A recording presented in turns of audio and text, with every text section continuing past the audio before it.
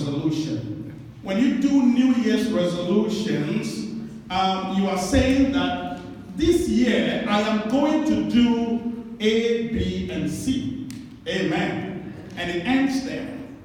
But then when you do enter into a covenant with God, what you are saying is that I'm entering into an agreement with God to help me do A, B, and C. Amen. That is the difference. So you remember when Peter said, if everybody forsakes you, I will not forsake you.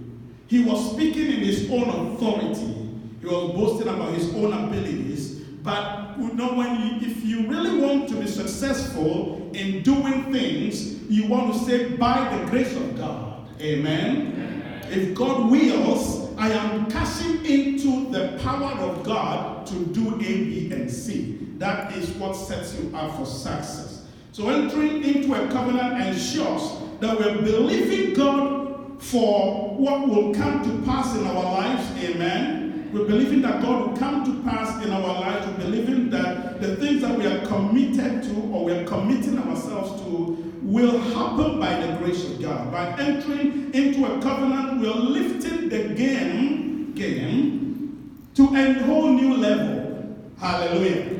You are lifting the game to a whole new level beyond a New Year's resolution. You are infusing the power of God into your resolutions. Amen. You're setting yourself up for a supernatural experience. You are kind of injecting divinity into your goals for the year. There's nothing better than that. Hallelujah. And this year, you have your sheets with you to help us with our covenants. I want to speak on the subject of covenant-keeping God. Amen. Somebody say covenant-keeping God. He is the covenant-keeping God. If you watch God's dealings with human beings all through the Bible, from the time of the Garden of Eden all the way until now, you realize one thing that is obvious is that the kingdom of God is driven by covenants. The kingdom of God, it's as if God, that is the vehicle. Covenants are the vehicle that God uses to deliver things to his people. Amen. So covenants are very important. That's why our God deserves to be called a covenant-making God and a covenant-keeping God. He is called the God of Abraham because he entered into a covenant with Abraham, amen, and he delivered on his promises. And he continues to deliver up until today. We call him the God of Isaac. We call him the God of Israel because he entered into covenants with these people and he delivered on those covenants. Hallelujah. Amen. Today, beyond being the God of Abraham, the God of Israel, beyond God being the God of my mother, amen, we want to bring God to a personal level. Hallelujah. You want to say this, I want you to be my God. I want you to be my personal God this year. Let this year, let it be between you and I. It's no longer about Abraham. It's no longer about Isaac. It's not about my mother anymore. Amen. It's about you and I this year. Hallelujah. You want to invite God to become your personal God. You want God to become the God of Barbara. Amen. Hallelujah. And you want God to become the God of Natalie. Hallelujah. Amen. That is when things begin to happen in our lives. And there are so many covenants in the scriptures. I'll just mention a few just to refresh our memory, but we go on to something else. There was the Adamic covenant. You remember that? And God commanded, he made Adam, he put him in charge of the garden and all that he did. And he said, listen, subdue it, have dominion over it, and then just enjoy. But there's one thing I really wanted to do, to eat of the tree of what? The knowledge of good and evil. And Adam failed. Adam got tempted, Eve got tempted, and roped Adam in, and they failed God. That was the Adamic covenant. There was a Noahic covenant. Amen. I don't know how to say it properly.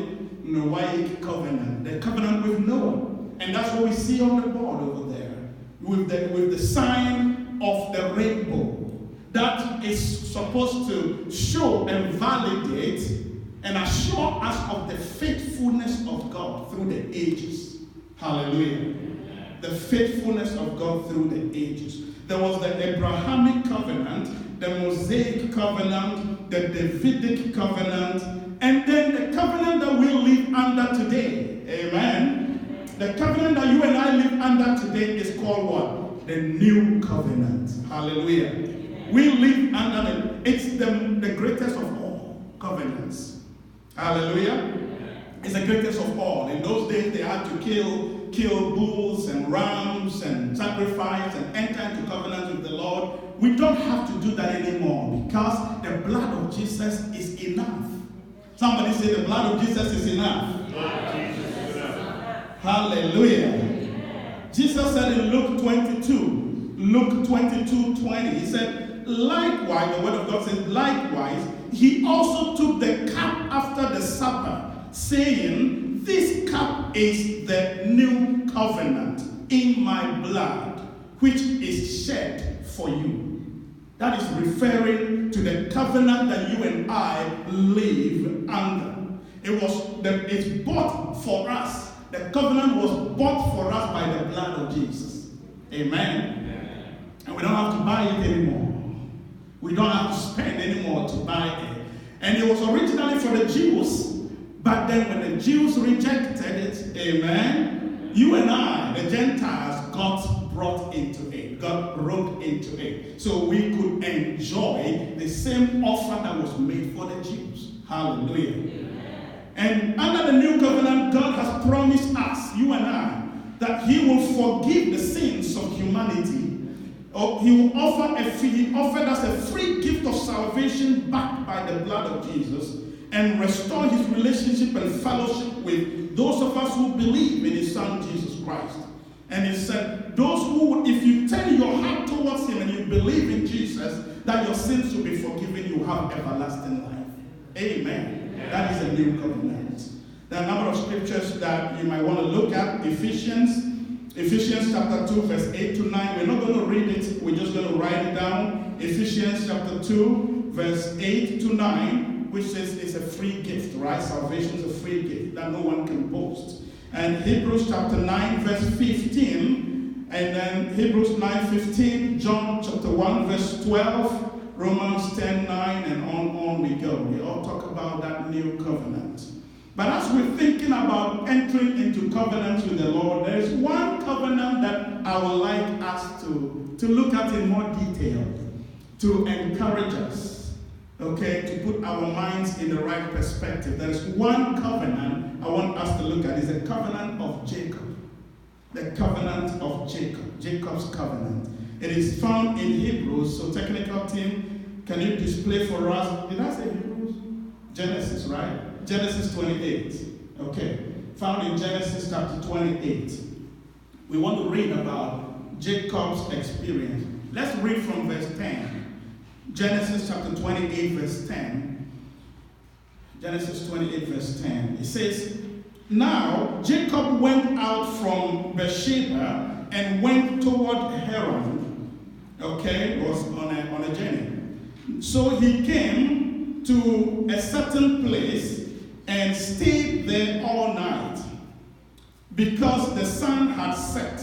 And he took one of the stones of that place and put it at his head. And he lay down in that place to sleep. Then he dreamed, and behold, a ladder was set up on the earth, and its top reached to heaven, and there the angels of God were ascending and descending on it.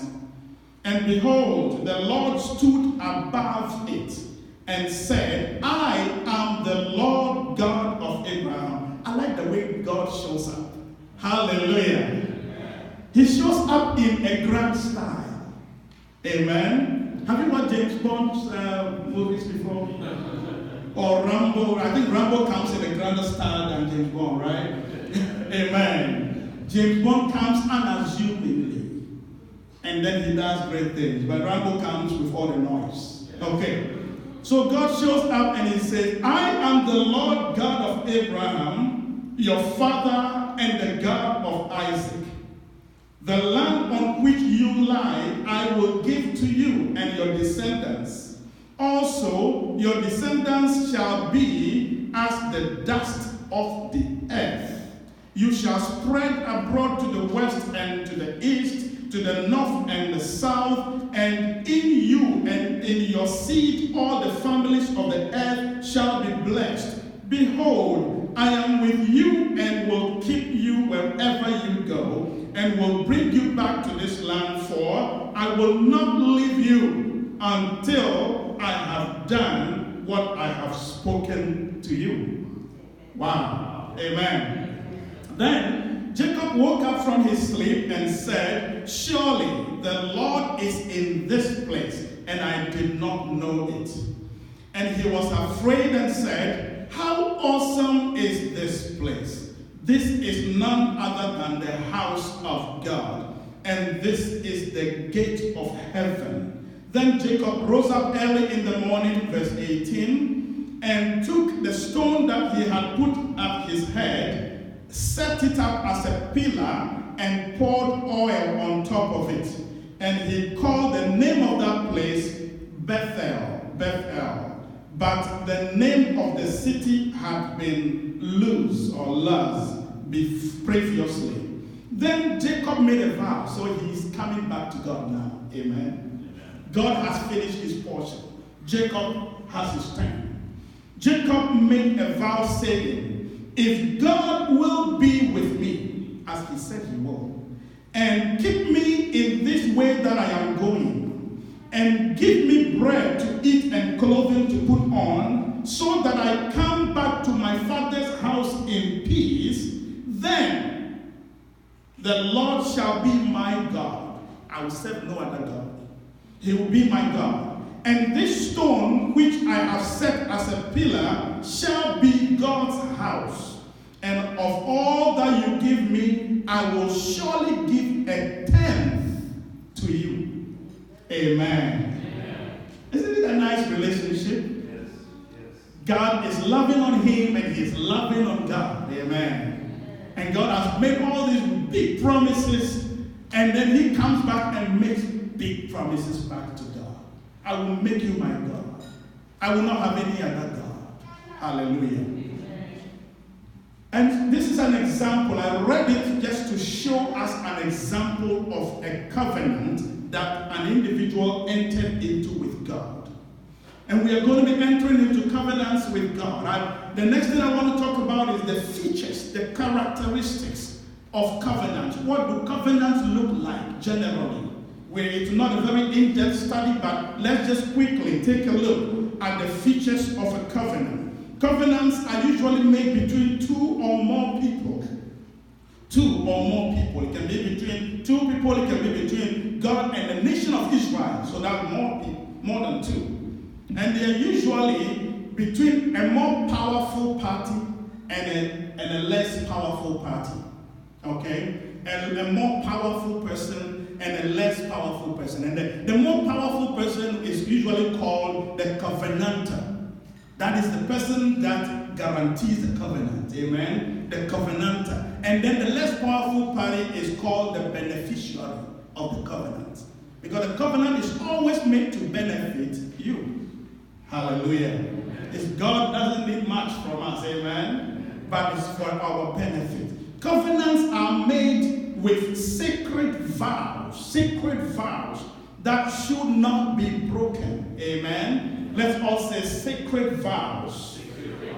They are not just mere words, but they are words that are heavy, that are impregnated with what? The power of God, divinity in them. And you want to mean the words that you put down as a covenant with the Lord. And the covenants are usually binding. They are binding on the parties. It's like a legal contract, but it goes beyond a legal contract. Amen?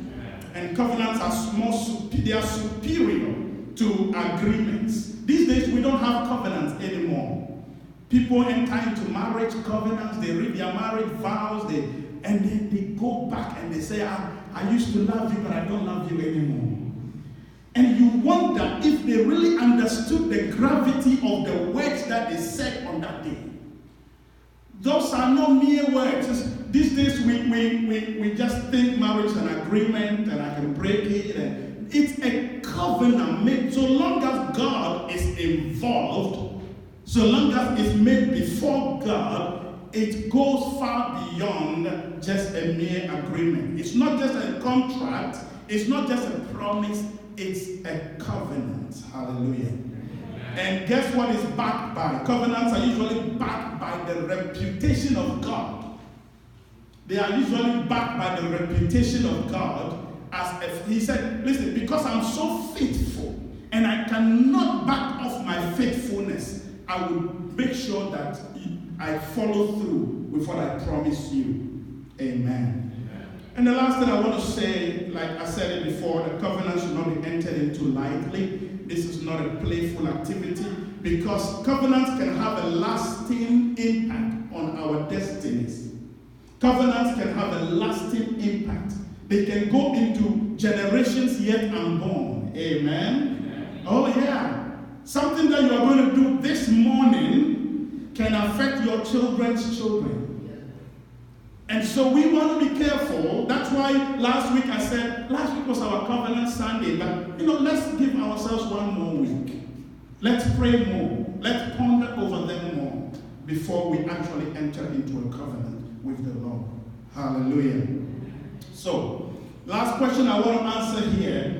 On our sheets, we have 2 sections on them. The last question I want to answer is, what should you include in your covenant? I shouldn't be doing that, but I want to give some free advice. Amen? What should we include in our covenants with the Lord? And the first part of the sheet is talking about something that you want to do for God, right? I think it starts with something like, I make this covenant with the Lord today. By the grace of God, I will do the following for the Lord in 2020. Right? Okay. What does God want from us? That's the question I want to answer. And then I'll answer the last question, and then we'll go into a time of covenant. Praise team, if you would get ready. When we are doing our covenants, and for the last part, I just want us to sing the covenant keeping God. Amen. We'll be singing that very, very softly and be ministering while we do our covenants. But what is God looking for? What is God looking for from us? I want us to look at Matthew chapter 22, verse 37.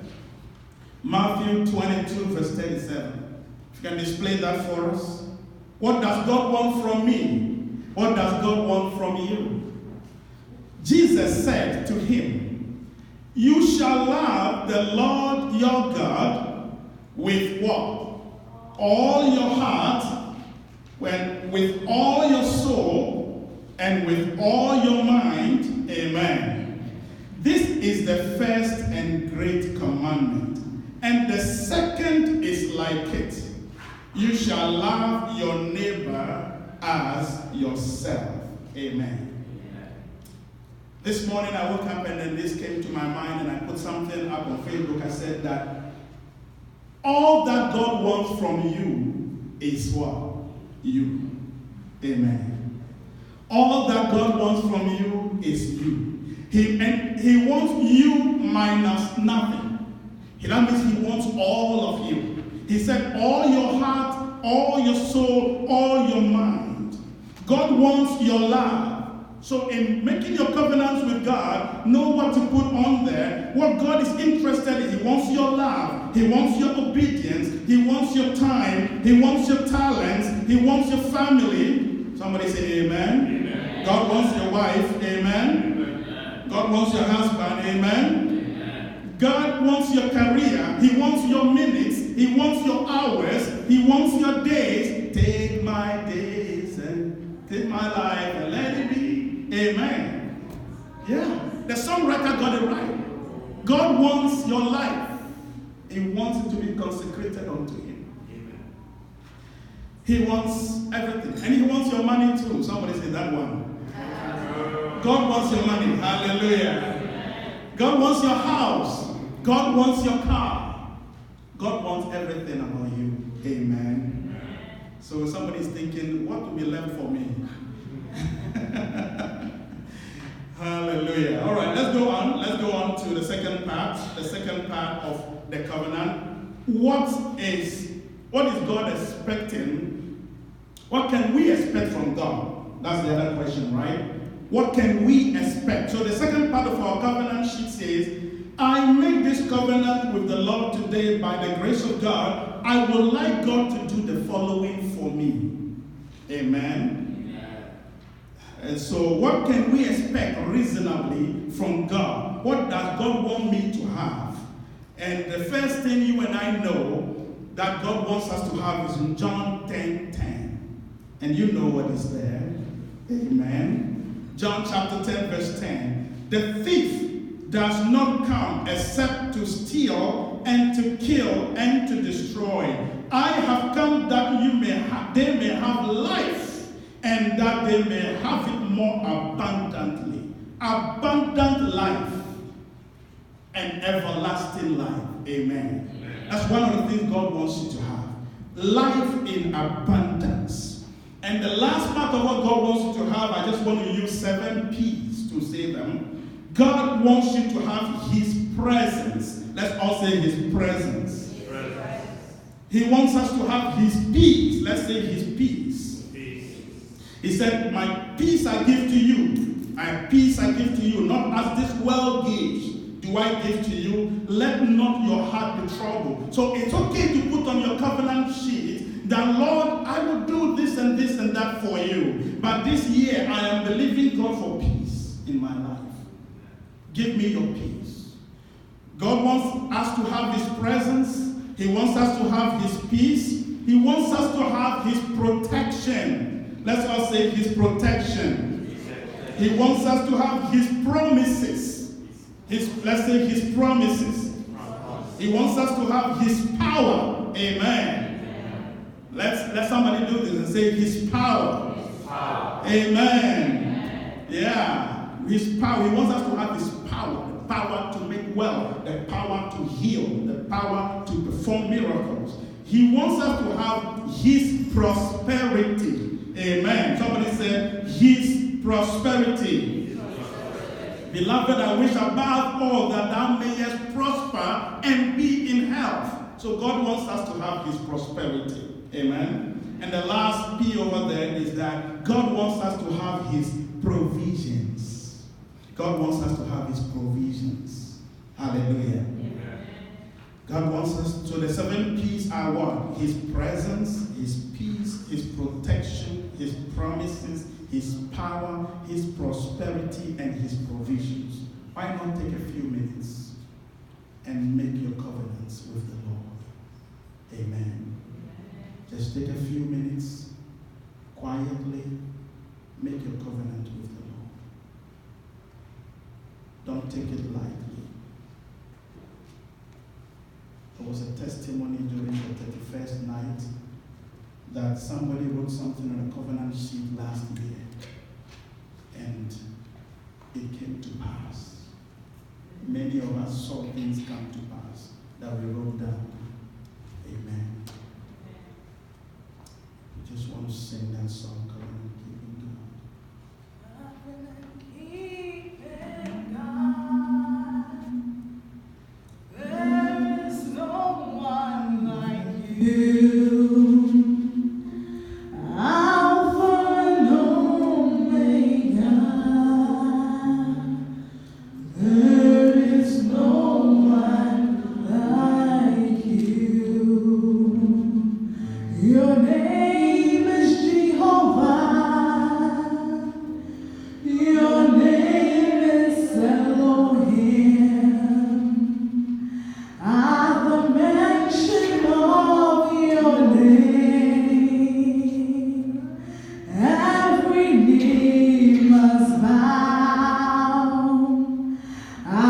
the mention of your name, every tongue shall confess that you are the covenant-keeping God.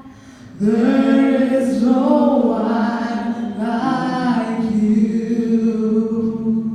God of Abraham, you are the God of Isaac, God of Jacob, God of Elijah. You answered by fire. You are the God of Daniel, covenant-keeping God. There is no one like you. Help me sing, covenant-keeping God. There is no one like you. Alpha and Omega. There is no one like you. Let's keep singing. Covenant-keeping God. There is no one like you. Alpha and Omega. There is no one like you. You are the God of Abraham. You are the God of Isaac. Let's put your name there. God of Jacob, God of Benny. You answered by fire. You are the God of Daniel, covenant-keeping God. There is no one like you. Join me saying, covenant-keeping God. Sing it unto the Lord. There is no one like you.